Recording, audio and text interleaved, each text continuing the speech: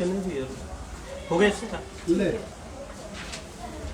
अहं सत्यं जगत् सुन्दरं सत्यं वातावरणं दशांग सत्यं पंचारक सत्यं योगयोगा सत्यं सांसी सत्यं नफसी सत्यं सोच ही है सत्यं कृष्णांशी आत्मा सत्यं कुछ न कर शिवम अहं सत्यं जगत् सुन्दरं सत्यं वातावरणं दशांग सत्यं पंचारक सत्यं योगयोगा सत्यं सांसी सत्यं नफसी सत्यं सोच ही है सत्यं कृष्णांशी आत्मा सत्यं कुछ न कर छोड़ दे, मैंने किया था। अहं सत्यं जगत् सुन्दरं सत्यं वातावरणं दशांग सत्यं पंचारक सत्यं योगयोगा सत्यं सांसी सत्यं नफसी सत्यं सोच ही है सत्यं कृष्णांशी आत्मा सत्यं कुछ न कर शिवम।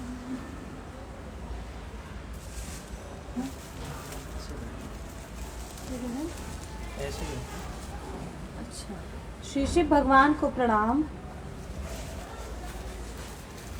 दक्षिणा तत्वगुरु जी को प्रणाम।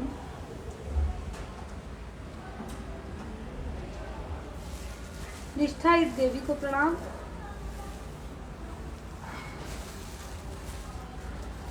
युगल भगवान को प्रणाम।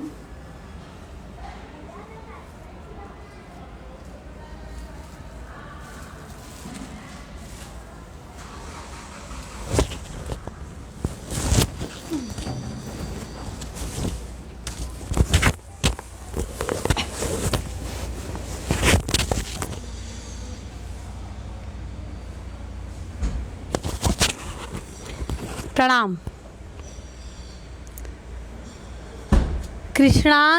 कृष्णेंद्र कथा में आप सभी का स्वागत है। दक्षिणा तत्वगुरु जी की ब्लेसिंग्स के साथ हम कृष्णेंद्र कथा आज की आरंभ करते हैं और शुरुआत में हम प्रार्थना करेंगे। लाइट तो कम है। मेरे साथ दोनों हाथ जोड़ लें और बोल बोल के गाएं। इतनी शक्ति हमें देना माता, मन पे विश्वास कमजोर होना। इतनी शक्ति हमें देना माता, मन पे विश्वास कमजोर होना। अनेक रास्तों में है एक रास्ता, भूल कर भी कोई भूल होना। योग्यता जो मेरी बढ़ा दे,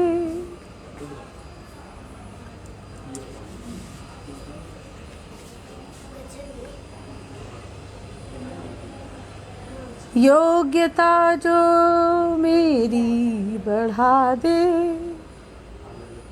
ऐसा पथ कोई तैयार दो ना। ज्ञान पथ जो हमको दिखा दे, ऐसा गुरुद्वार तुम हमको दो ना। विश्वास पथ पे जो चलना सिखा दे, ऐसे गुरु की पहचान दो ना।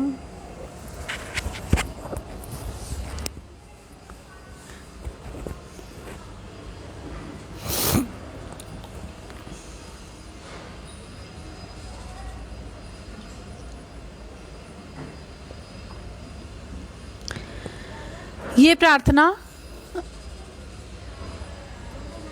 हम माँ से कर रहे हैं, क्योंकि ज्ञान पथ पे बच्चे को चलने की योग्यता माँ ही देती है, या अयोग्यता। अगर बच्चा योग्य नहीं है तो मेनली उसके गर्भ, जब वो गर्भ में रहा माँ के, तभी उसकी ट्रेनिंग अधूरी रही। माँ बच्चे की पहली गुरु होती है, लेकिन क्या माँ इस बात को समझती है, इस जिम्मेदारी को समझती है कि जब उसे बच्चा गर्भ में रखना है तब उसे गुरुपद निभाना है।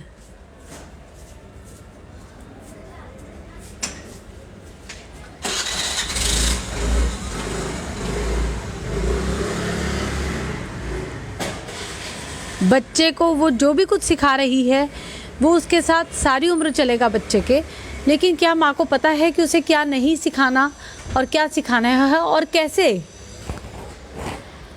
क्योंकि अभी तो सिखाने शब्द पे ही कन्फ्यूजन है, टीचर और गुरु के बीच में ही कन्फ्यूजन है। जब मैं कहती हूँ सिखाना है तो माँ सोचती है कि जो मैं बोलूँगी बच्चा वो मानेगा या सुनेगा, या जो मैंने पढ़ा किताब में वो बच्चे ने सुना, जो मैंने म्यूज़िक सुना, मंत्र सुने, वो बच्चे के कान में गए। माँ ने जो सोचा, जो महसूस किया, वो सब कुछ भी बच्चे को जाता है। इसीलिए अक्सर बहुत ज़्यादा हमें ये केसेस देखने को मिलते हैं कि माँ कहती है मैंने तो ये बच्चे को कभी सिखाया ही नहीं, ऐसे संस्कार तो मैंने नहीं दिए थे, आपने नहीं कहा था बच्चे को कि आप ये करें, ऐसा करो, ऐसा मत करो, लेकिन उसने ग्रहण यही किया आपसे। और माँ को संतान कहाँ से मिलती है? पिता से। माँ अपने स्त्री, अपने पति से संतान लेती है और डिलीवर करती है। तो एक तो वो सिर्फ 9, साढ़े 9, 10 महीने तक बच्चे को गर्भ में रखती है, तो उसमें एक संस्कार भरती है माँ। लेकिन बच्चा आता है पिता को चुनकर, पिता के पास आया और पिता ने माँ को दिया। इसलिए स्त्री माँ बनने के लिए पुरुष पर निर्भर करती है। सिर्फ एक ही चीज़ के लिए प्रकृति में स्त्री की निर्भरता पुरुष पर है, वरना हर योनि को, हर शरीर को, हर एंटिटी को इंडिपेंडेंट ही बनाया है प्रकृति ने, आत्मनिर्भर ही बनाया है।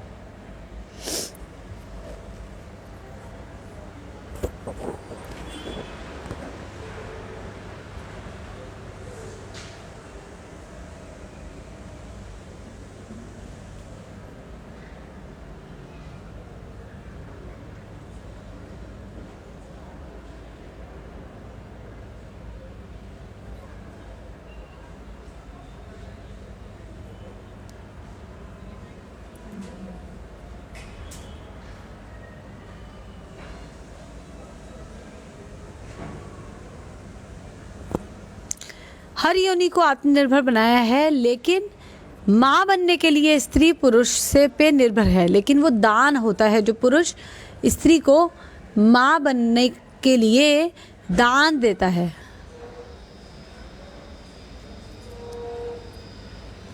सर्वोत्तम दान। क्या पुरुष अपनी इस जिम्मेदारी को समझता है कि वही सृजन का कार्य कर रहा है, वही जो दे रहा है उसी को डिलीवर कर रही है स्त्री? तो क्या वो इस बात को समझता है कि मैं दे क्या रहा हूं?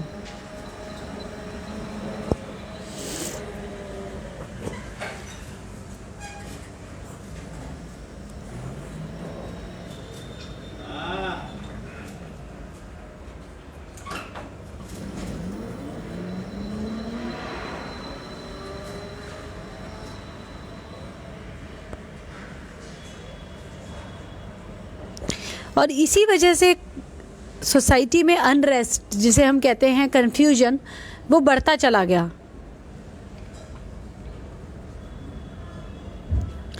क्योंकि एक जिम्मेदारी स्त्री को भी और पुरुष को भी प्रकृति ने दी थी, वो ये कि अपनी सांस ठीक तरीके से लेना।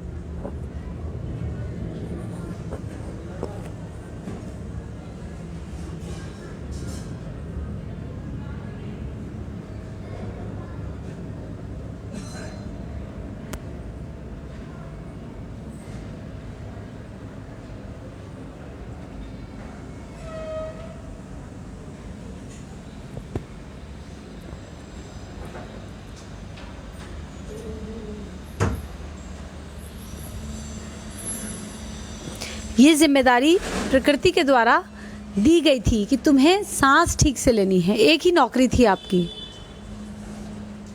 कि आपको सांस ठीक से लेना है। उसी काम को छोड़कर बाकी सारी दुनियादारी में लग गई। स्त्री के अंदर माँ बनने की इच्छा थी, इसलिए उसके अंदर भूख थी, डिज़ायर, और डिज़ायर पूरी नहीं हुई तो वो जेलसी की तरफ, ग्रीड की तरफ मुड़ गई। नीड पूरी ना हो तो वो ग्रीड बन जाती है।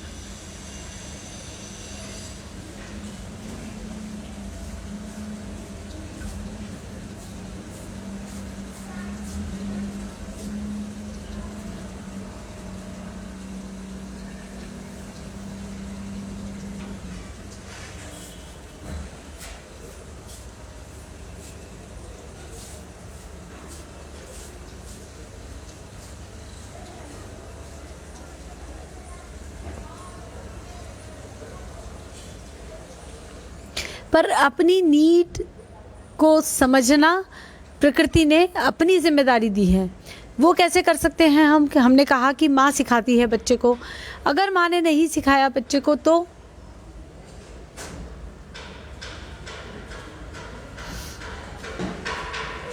भी अपनी जिम्मेदारी बनती है।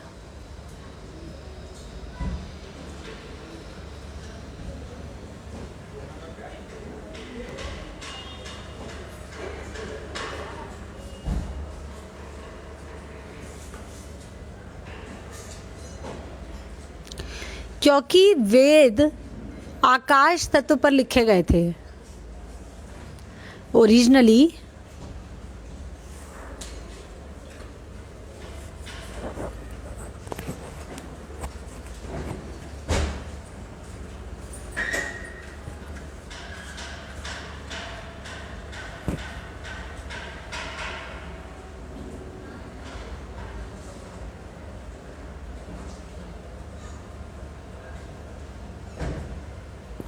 वेद आकाश तत्व पर लिखे गए थे।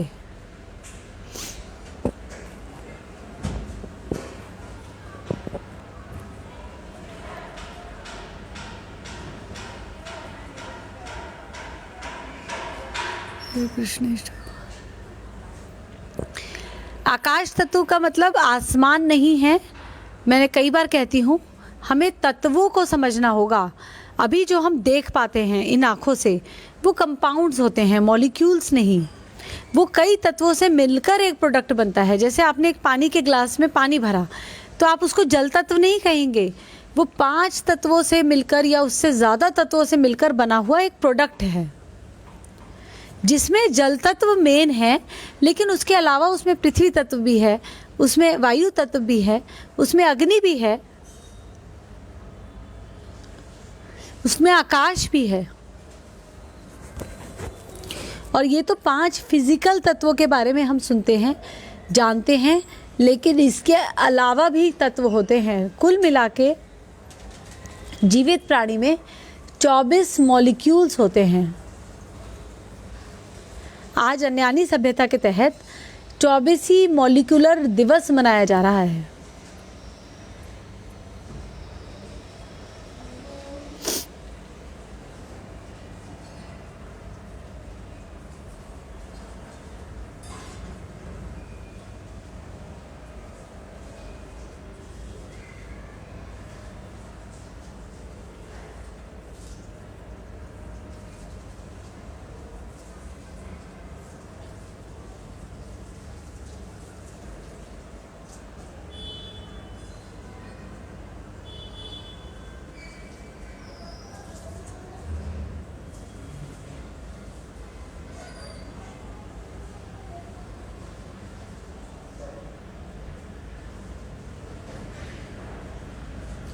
चौबीसवीं मॉलिक्यूलर दिवस का मतलब कि 24 मॉलिक्यूल्स को समझने का दिवस, 24 मॉलिक्यूल्स के बारे में जानने का दिवस, और हमें कौन से मॉलिक्यूल को बैलेंस करना है ये समझने का दिवस।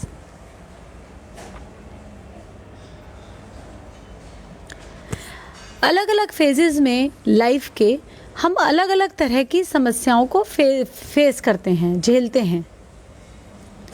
दरअसल हमारा जीवन युगों में बटा होता है। आपने 4 युगों का नाम सुना होगा: सतयुग, त्रेता युग, द्वापर युग और कलयुग।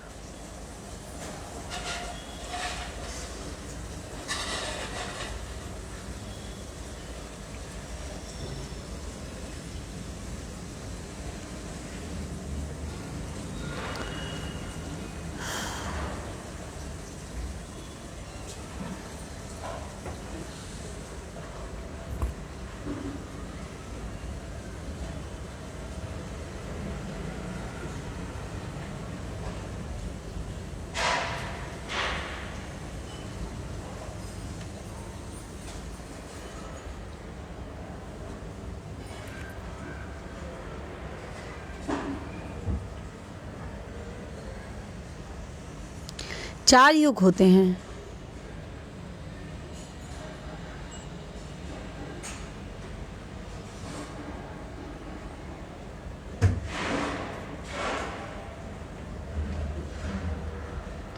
तो बचपन में जो शुरुआत से 10 साल तक की उम्र का समय होता है उसे कहा जाता है सतयुग।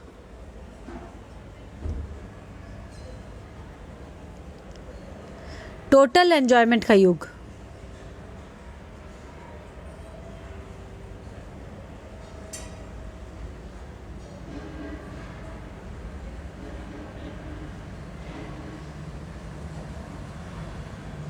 सतयुग मतलब किसी भी प्रकार की कोई चिंता नहीं, हर तरह से केयर फ्री जीवन।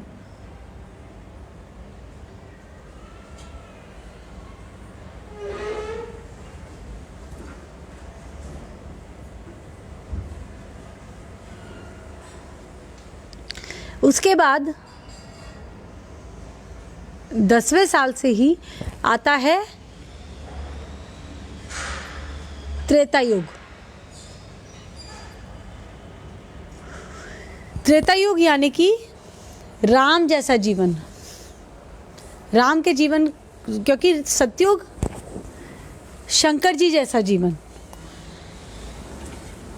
पूरी तरीके से चिंताओं से मुक्त, अपने आप में ही मस्त। लेकिन त्रेता युग जो राम जी जब आए तो हमने देखा कि राम जी वनवास में ही रहे। पहले वो गुरुकुल गए, फिर ऋषि विश्वामित्र के साथ गए, सीता जी को साथ ले आए, विवाह हो गया, फिर वनवास गए, फिर सीता जी के बिना उन्होंने जीवन काटा। तो तपस्या शुरू हुई ज्ञान प्राप्त करने के लिए, तपस्या शुरू हुई विद्या प्राप्त करने के लिए। ज्ञान मीन्स करियर से रिलेटेड ज्ञान, ज्योति ज्ञान। सबसे पहले युग में आयु ज्ञान प्राप्त करते हैं आप, यानी कि अपने शरीर को जानते हैं, अपने शरीर को समझते हैं। सतयुग में जो 0 से 10 साल तक चलता है।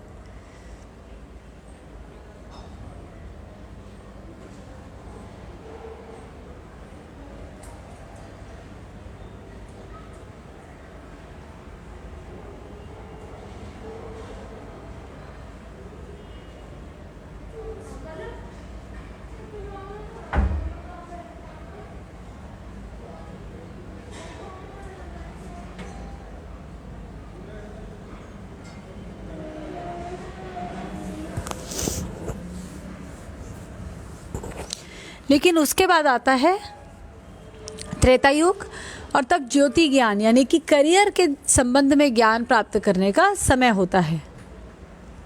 वनवास जैसा जीवन मीन्स अब आपको विद्या प्राप्त करने के लिए कड़ी मेहनत करनी है। माता पिता गाइडेंस देते हैं, माता पिता का साथ रहता है, लेकिन मन से उनका साथ रहता है। नियोग,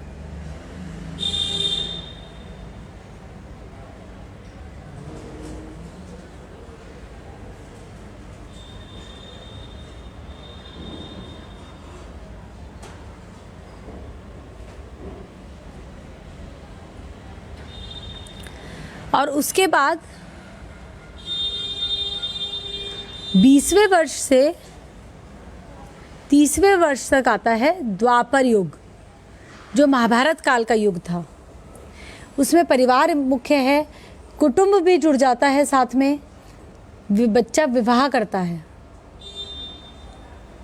दोनों कुटुंबों की परमिशन से, दोनों कुटुंबों के को साथ लेकर विवाह होता है।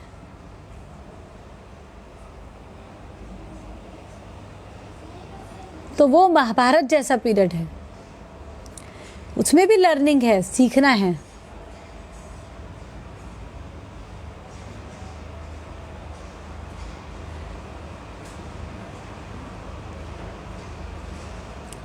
यहाँ व्यवहार ज्ञान सबसे ज़्यादा काम आता है इस युग में। और अगर करियर ठीक से सेट हो गया तभी मैरिज सेट हो सकती है। अगर करियर में किसी तरह की डिस्टर्बेंस रह गई तो मैरिज वाली लाइफ में, मैरिज वाले युग में डिस्टर्बेंस रहेगी। अगर आयु ज्ञान ठीक नहीं रहा, जैसे कि शुरुआती 10 साल, 0 से 10 साल, वो है सतयुग। अगर सतयुग में कोई फिजिकल बॉडी में कोई डिस्टर्बेंस आ गई या रह गई, कई बार पुरानी बीमारी लेकर आता है बच्चा, जन्म से ही बीमार होता है, तब भी प्रयास ये होने चाहिए कि बच्चे का जीवन निरोगी हो जाए, जो कि बहुत पॉसिबल भी होता है सही दिशा ज्ञान से। पर अगर सही से बॉडी बच्चे को नहीं पता कि मुझे अपनी देखरेख कैसे करनी है, तो वो करियर पे ध्यान नहीं दे पाएगा। और अगर करियर ठीक नहीं बना तो उसकी मैरिज में डिस्टर्बेंस आएगी। करियर ठीक बना का मतलब क्या है?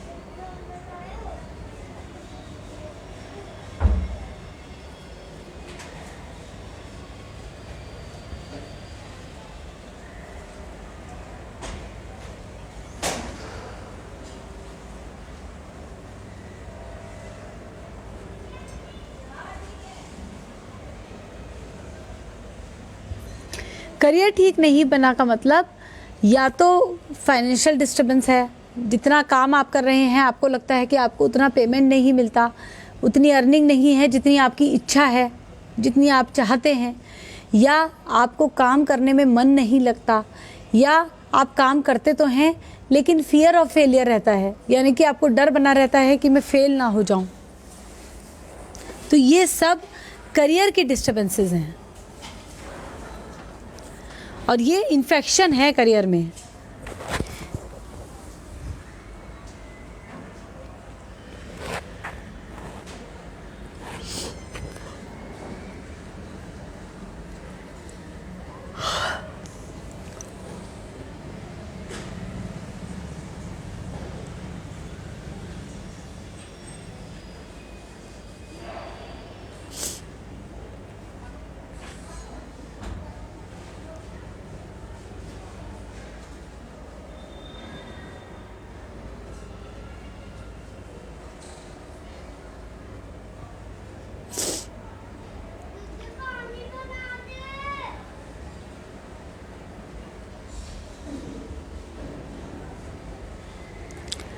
किसी भी तरह का करियर में इन्फेक्शन रह जाता है, क्या कारण क्या रहता है, या मैंने कहा बॉडी में कोई बीमारी है, कई बार बच्चे का लिवर कमज़ोर होता है जन्म के समय, या कई बार बच्चे की आंखों में कोई प्रॉब्लम है, किसी भी तरह की फिज़िकल हेल्थ प्रॉब्लम है, तो मैंने कहा कि ये पॉसिबल है कि उनको हर तरीके से ठीक किया जा सके, और शुरुआती 10 सालों में वो ठीक हो जानी चाहिए, उसकी ठीक से टेक केयर हो जानी चाहिए।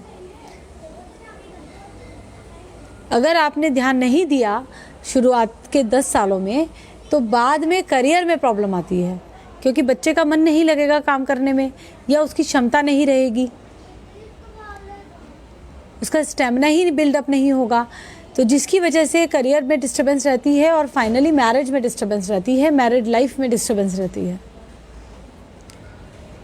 जीवन की हम बिल्डिंग खड़ी करते हैं, तो बिल्डिंग में सबसे पहला ईंट हम रखते हैं अपने शरीर का, दूसरा ईंट रखते हैं हम अपने करियर का, तीसरा ईंट हम रखते हैं विवाह का, और चौथा ईंट होता है परिवार का। ईंट कह लें या लेंटर कह लें आप, क्योंकि परिवार बन जाता है, बच्चे आ जाते हैं तो परिवार बन जाता है, परिवार पूरा हो जाता है जब पति पत्नी के पास बच्चे आ जाते हैं, संतान आ जाती है। पर पहली ईंट रखने से पहले हमें नींव का पता होना ज़रूरी है।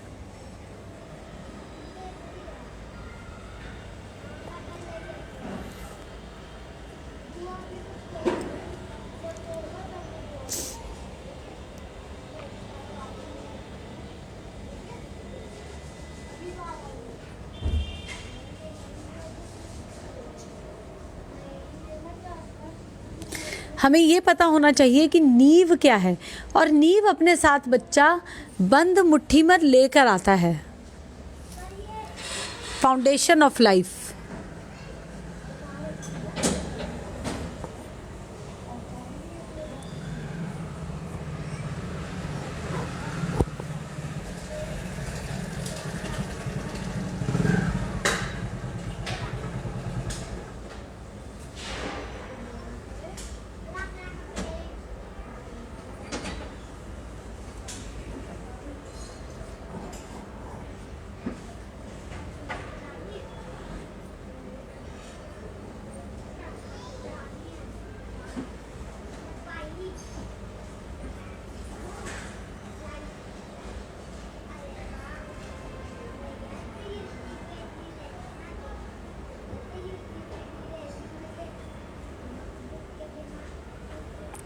फाउंडेशन ऑफ लाइफ का मतलब कि अपने शरीर के बारे में, अपने करियर के बारे में, अपने विवाह के बारे में बेसिक जानकारी लेकर आता है बच्चा, जिसको हम कई बार रीड करने की कोशिश भी करते हैं, समझने की कोशिश करते हैं। ज्योतिषियों के द्वारा हम पालमिस से पढ़वाते हैं, बच्चे के पास प्रॉपर्टी कितनी रहेगी, इसकी शादी कैसे हो जाएगी, बच्चे कितने होंगे,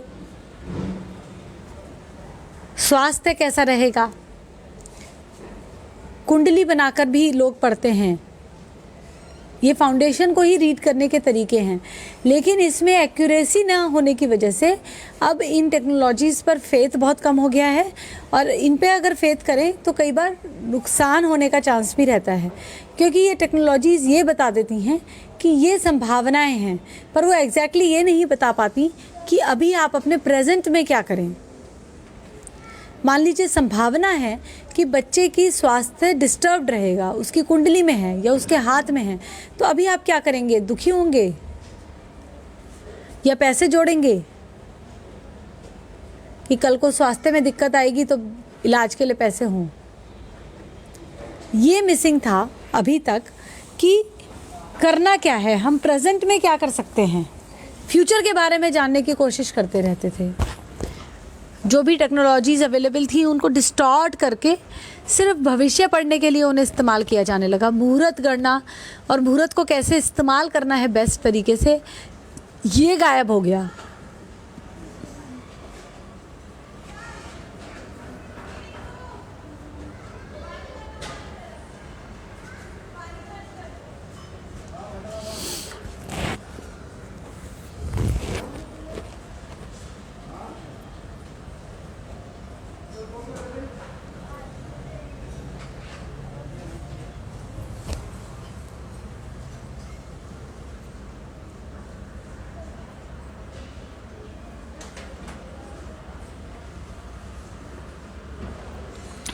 अब फाउंडेशन ऑफ लाइफ को पढ़ने का एक तरीका है। 4D इन्फ्यूज़र इंस्टीट्यूट, एक दिल्ली से इंस्टीट्यूट चलता है, वो ये बता देते हैं पढ़कर कि आपके बच्चे की फाउंडेशन में क्या है, आपके बच्चे की या आपकी खुद की भी, किसी भी उम्र में जानी जा सकती है, गर्भ में भी बच्चा है तो भी जानी जा सकती है। तो इसका बेनिफिट ये होता है कि हम प्रेजेंट को कैसे इस्तेमाल करना है ये जान सकते हैं। जैसे पता लग गया कि बच्चे की हेल्थ में डिस्टर्बेंस रहेगी तो किस लेवल की वो डिस्टर्बेंस होगी और किस तरीके से उसको ठीक किया जा सकता है ये भी साथ साथ पता लग जाता है।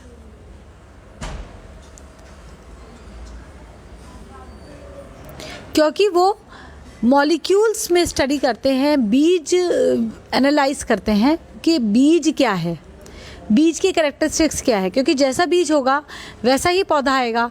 तो बीज को पढ़कर बता देते हैं कि ऐसा बीज है इस बच्चे के अंदर, तो वही बढ़ेगा।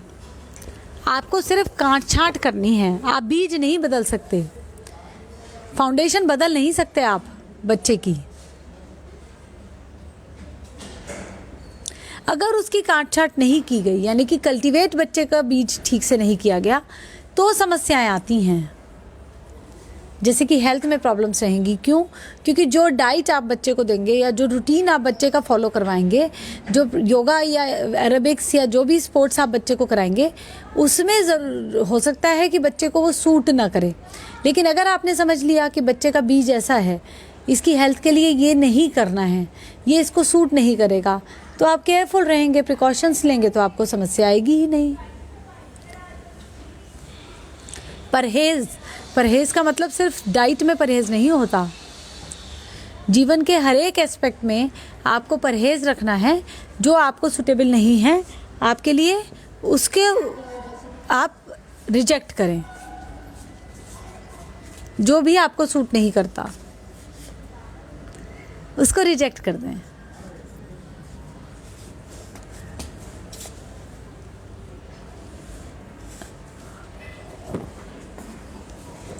लेकिन आपको क्या नहीं सूट करेगा, ये 5 सीड एनालिसिस के थ्रू आप जान सकते हैं।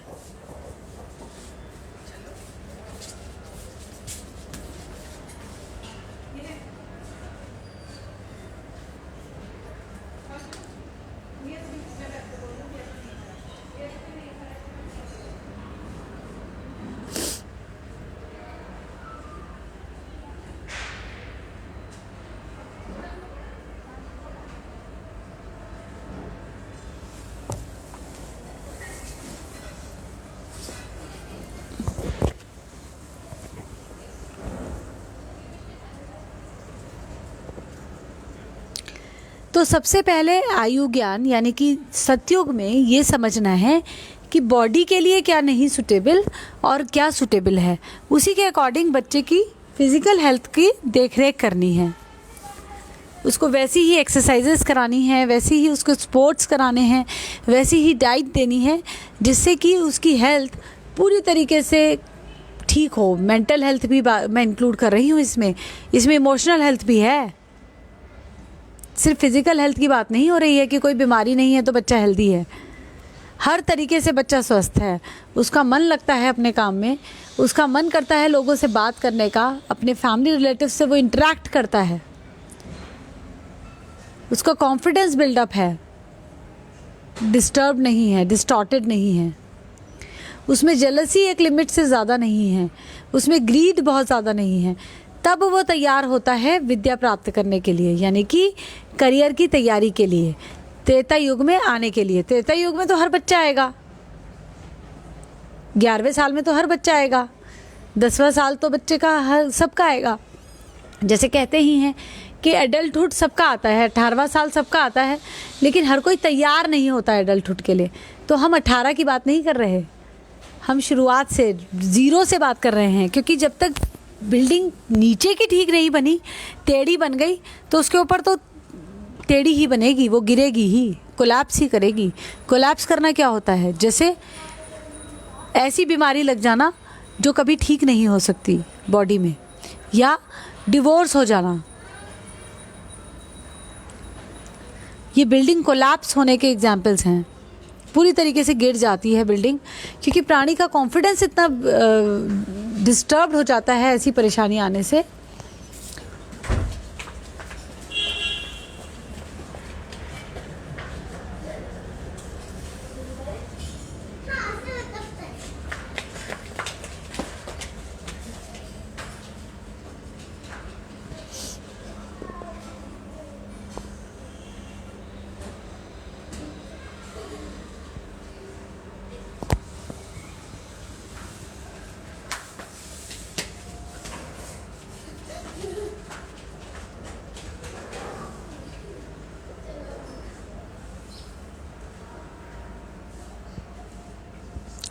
तो अब त्रेता युग में फिर से सीड एनालिसिस ही काम आता है कि कौन सा बीज है बच्चे के अंदर, उसको किस तरीके से कल्टीवेट किया जाए जिससे उसका करियर सेट हो जाए। करियर सेट होने का मतलब सिर्फ पैसा कमाना होने लायक हो जाए बच्चा नहीं है।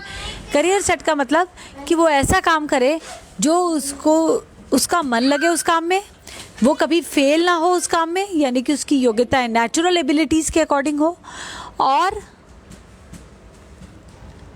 वो जिस तरीके से काम करे, जो काम करे वो सोसाइटी के लिए हार्मफुल ना हो, यानी कि जो प्रोडक्ट बनाए वो किसी भी तरीके से समाज को नुकसान न दे।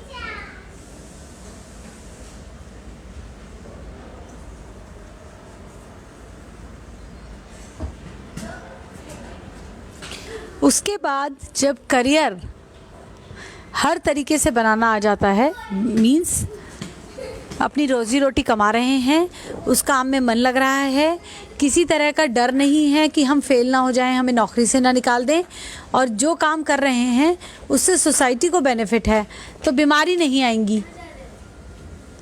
ऐसा पैसा नहीं कमाना जो कर दे बीमार समझ लो। तो पैसा भी कमा रहे हैं और बीमारियां नहीं कमा रहे हैं।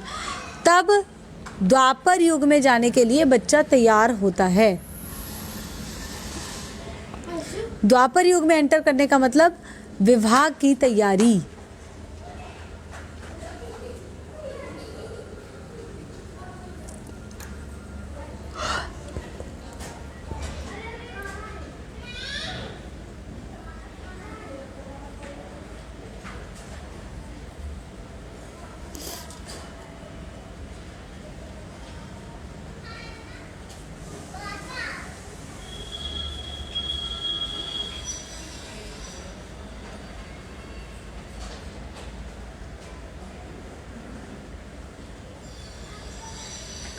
और विवाह की तैयारी के लिए अब बच्चा समझता है कि परिवार क्या है, कुटुंब क्या है, मेरी जिम्मेदारियां क्या हैं, पति के रूप में या पत्नी के रूप में बहू बन के मेरी जिम्मेदारियां क्या बनती हैं।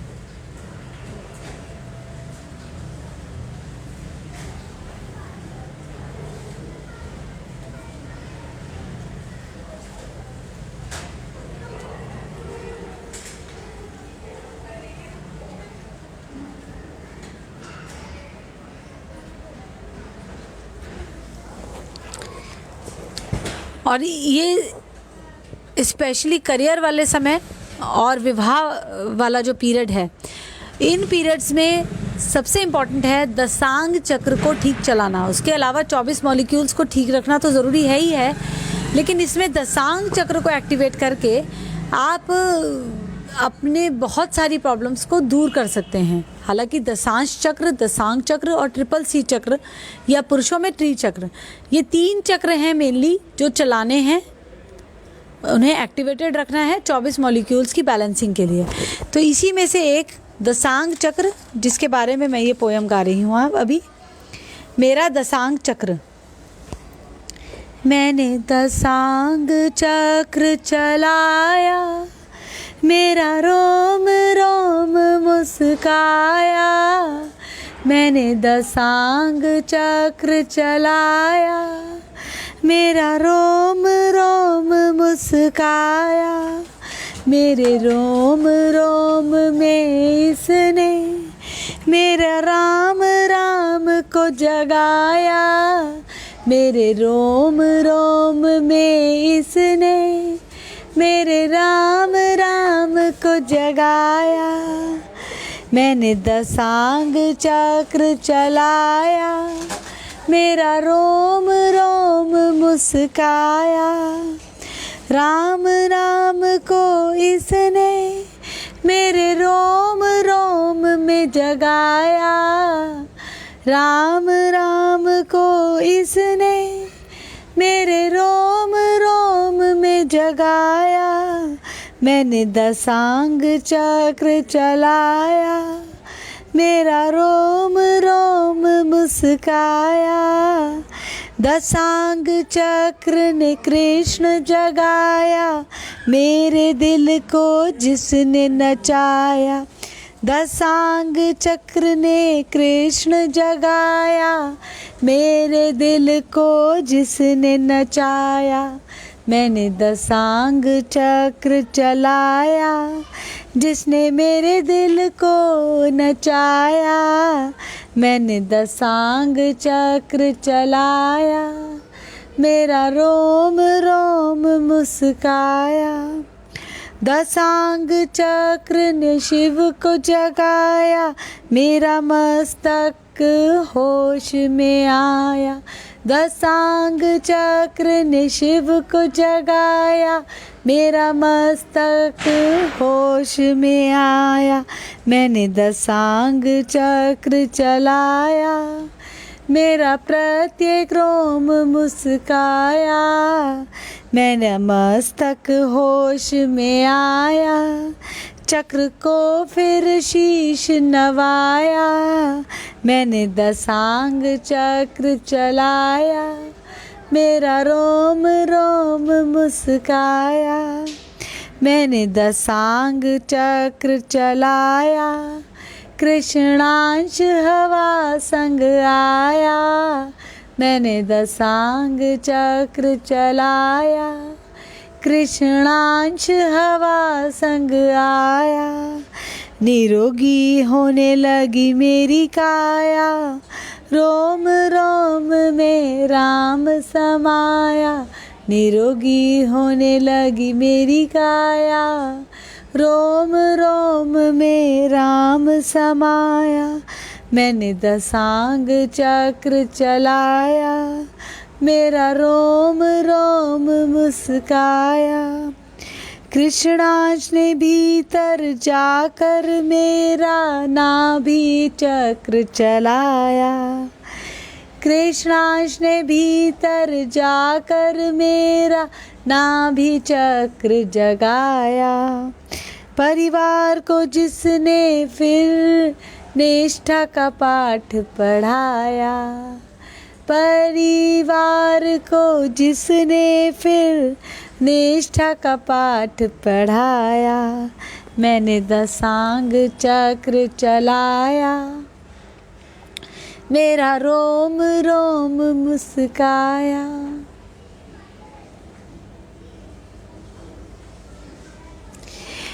यहाँ निष्ठा योग के प्रोसीजर्स के बारे में बात हो रही है, क्योंकि दसांग चक्र को एक्टिवेटेड रखने के लिए, दसांग चक्र सब में होता है जन्म से ही। 3 पॉइंट से मिलकर बनता है ये चक्र, बुद्धि, मन और नाभि, हृदय। मन यानी कि नाभि, मन का वास नाभि में होता है। बुद्धि, हृदय,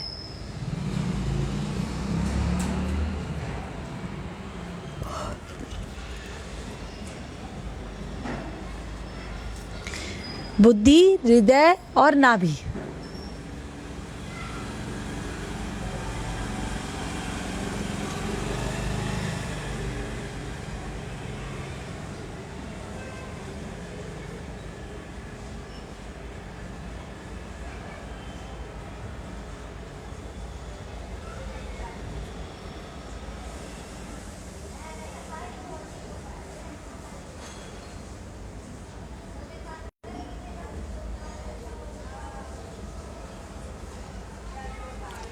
इन 3 पॉइंट्स को से मिलकर बनता है दशांग चक्र।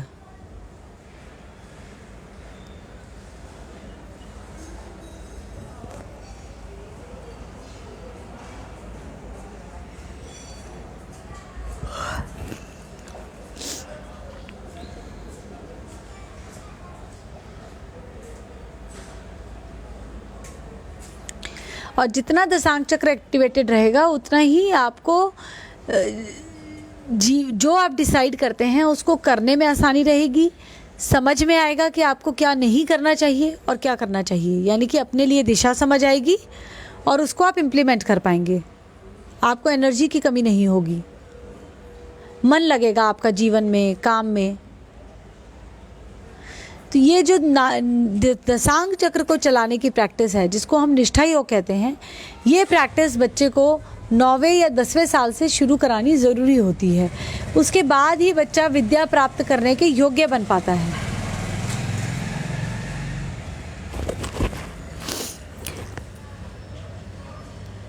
देवात्मा समाज इसी दिशा में एक काम कर रही है, जिसमें वे अलग अलग संस्थाओं में निष्ठा योग के प्रोग्राम्स करवाती है। और देवात्मा समाज इस कोशिश में भी लगी है कि बोर्ड्स के थ्रू कंपल्सरी हो जाए ये प्रैक्टिस सभी के लिए, क्योंकि जितना भी हमारी सोसाइटी में क्राइम है उसका एक बहुत बड़ा पार्ट हम टीनेजर्स को सही दिशा दिखा के कवर अप कर सकते हैं, बचा सकते हैं। अगर स्कूलों में ही ये सिखाया जाने लगे तो ये अगली जनरेशन तक बहुत अच्छे से ट्रिगर हो जाएगा कि मुझे अपना ध्यान रखना है, अपने लिए निष्ठा रखनी है, अपनी परिवार के लिए निष्ठा रखनी है। बच्चे ड्रग्स में क्यों पढ़ते हैं? क्योंकि निष्ठा नहीं है, ना अपने लिए, ना परिवार के लिए, ना समाज के लिए। क्यों क्राइम्स में फंसते हैं? क्योंकि दिशा ही नहीं है, उन्हें पता ही नहीं क्या करना है क्या नहीं।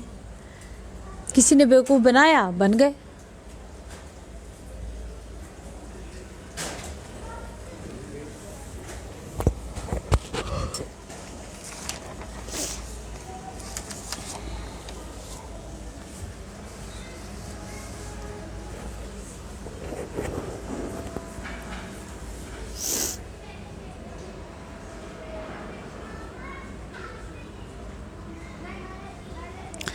तो त्रेता युग तो मेनली निष्ठा योग की प्रैक्टिस और बीज एनालिसिस, सीड एनालिसिस से कहा जाता है, उसके थ्रू पार किया जा सकता है। यानी कि ये यूटिलाइज किया जा सकता है, करियर बच्चे का सेट करना सही दिशा में और उसकी हेल्थ को पूरी तरीके से मेंटेन रखना। उसके बाद आता है त्रेता युग, यानी कि विवाह की तैयारी, और तब ज़रूरत पड़ती है दशांश चक्र की, ज्ञान की।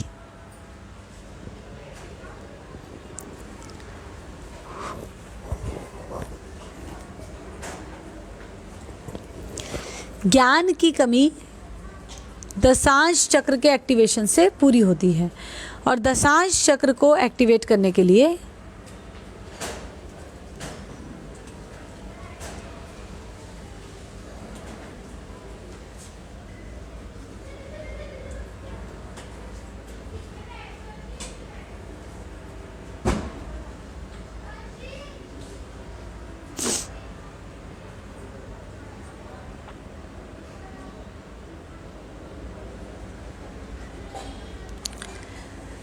दशांश चक्र के एक्टिवेशन की प्रोसीजर्स फॉलो करने हैं। और ये जानना ज़रूरी है, ये तैयारी ज़रूरी है कि पत्नी होकर और बहू होकर क्या नहीं करना। फीमेल को ये पता होना चाहिए, बेटी को ये सिखाना है, माता पिता की जिम्मेदारी है। माँ की जिम्मेदारी बनती है पिता इंश्योर करें कि बेटी सीखे माँ से और माँ सिखाए। पिता ये इंश्योर करें कि माँ सिखाए और बेटी सीखे, और माँ की जिम्मेदारी बनती है कि वो सिखाए बेटी को कि पत्नी होकर और बहू होकर क्या नहीं करना।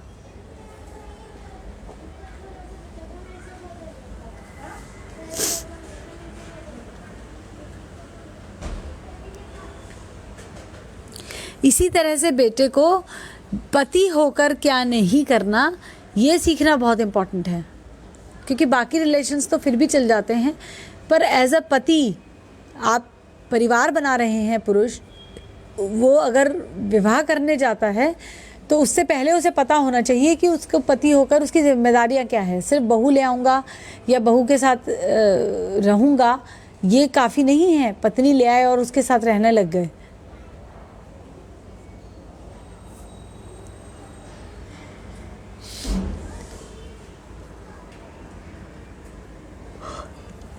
पति होकर जिम्मेदारी बनती है कि अब स्त्री के अपनी पत्नी के गुरु पद पर बैठना है।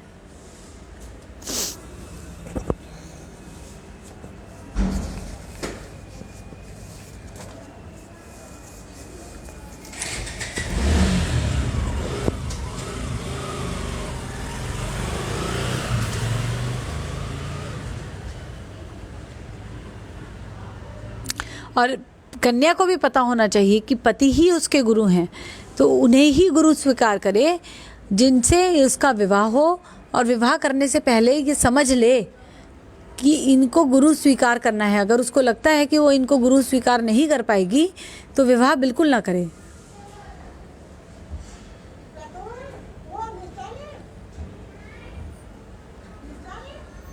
और गुरु, टीचर और नौकर में फ़र्क है। गुरु नौकर नहीं है, उनकी जिम्मेदारी नहीं है कि वो आपको बताएं।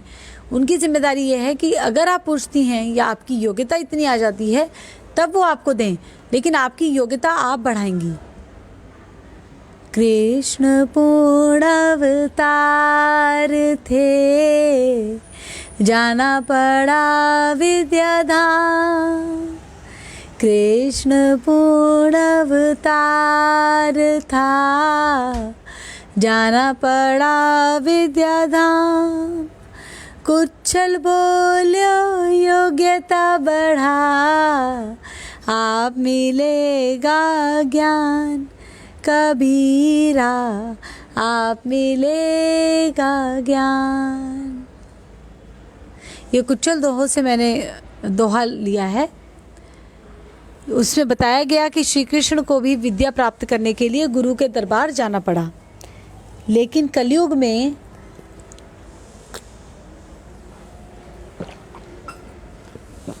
कुछल बता रहे हैं। कुछल यानी कि जो छल को कुचलते हैं। कन्फ्यूजन भी एक तरह का छल है, चीटिंग भी छल है, बेईमानी भी छल है, लालच भी छल है। तो जो ये बता रहे हैं कुछल, जो छल को कुचलने वाले लोग हैं, कि अगर आप अपनी योग्यता बढ़ाते हैं तो ज्ञान तो आपको अपने आप मिलेगा। आपका काम क्या बचा? आपकी नौकरी क्या बची? योग्यता बढ़ाना।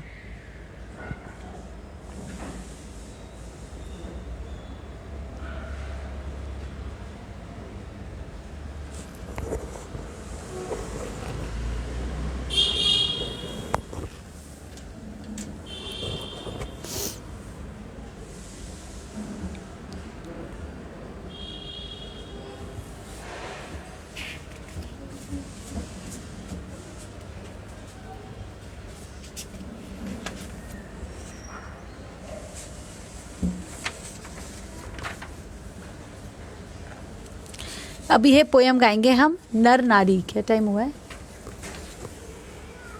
नर नारी।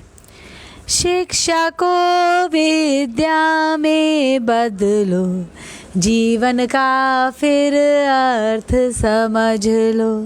नर नारी में फर्क समझ लो, मानव योनि का अर्थ समझ लो। शिक्षा को विद्या में बदलो, जीवन का फिर अर्थ समझ लो। 35 नर नारी में फर्क समझ लो, मानव योनि का अर्थ समझ लो। मानव जन्म का अर्थ समझ लो, नहीं तो जीवन व्यर्थ समझ लो। मानव योनि का अर्थ समझ लो, नहीं तो जीवन व्यर्थ समझ लो। एक कर्म ही संभव बाकी सब भ्रम है, संभव एक कर्म ही से योग समझ लो। एक कर्म ही संभव बाकी सब भ्रम है, यो संभव कर्म ही से योग समझ लो। सब सिखाना पड़े नर को समझ लो, नारी सीखे आप समझ लो। सब सिखाना पड़े नर को समझ लो, नारी सीखे आप समझ लो। हो सकते नहीं एक जैसे दोनों, न हो सकते नहीं एक जैसे दोनों। नर नारी से 1000 गुना फ्रेगाइल समझ लो, नहीं कर सकता अपनी देखभाल समझ लो। नर नारी से 1000 गुना फ्रेगाइल समझ लो, नहीं कर सकता अपनी देखभाल समझ लो। नर नारी में फर्क समझ लो, नहीं हो सकते एक जैसे समझ लो। नर नारी में फर्क समझ लो, नहीं हो जा सकते एक जैसे समझ लो। क्रोध पुरुष का है एक गहना, मारोगे तो देगा बीमारी समझ लो। क्रोध पुरुष का है एक गहना, मारोगे तो देगा बीमारी समझ लो। क्रोध का क्या उपयोग सीख लो, कर्म फल ये भुगताता आराम से। जो कर लो इसका उपयोग समझ लो। क्रोध का क्या उपयोग सीख लो, कर्म फल ये भुगताता आराम से। जो कर लो इसका उपयोग समझ लो। ईगो है नारी का गहना, दिशाहीन ना इसको रखना। ईगो है नारी का गहना, दिशाहीन ना इसको रखना। कम ना करना कभी तुम इसको, नहीं तो रहोगी सदा बीमार। कम ना करना कभी तुम इसको, नहीं तो रहेगी सदा बीमार। नारी योनि का यही उपयोग, अगर दिशा ठीक हो तो होगा योग। नारी योनि का यही उपयोग, अगर दिशा ठीक हो तो हो योग। ईगो रखे नारी को निरोग, मानव योनि का एक उपयोग। नर नारी का ही संभव है योग, जो रखे सर्व समाज निरोग। एक कर्म भी करना है मानव योनि का उपयोग, अगली पीढ़ी को देना सब सहयोग। तभी समाज रहेगा पूर्ण निरोग, तब होगा संभव जीवात्मा परमात्मा का योग। तभी मुक्ति का मार्ग दिखेगा, जब हो जाएगा दिशा का ज्ञान।